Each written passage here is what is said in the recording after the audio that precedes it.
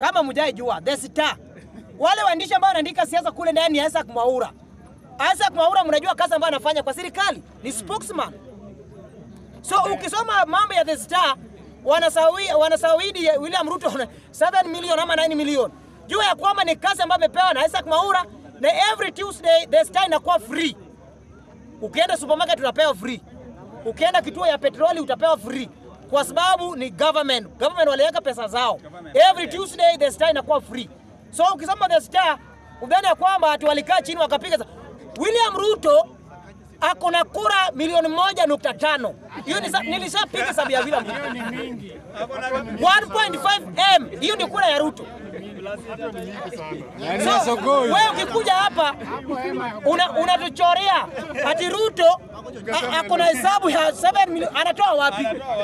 Kama Central alimpea kura milioni 4 imeenda, hiyo anatoa wapi? Na alikuwa na 7.2. Hiyo iko wapi? Iko wapi?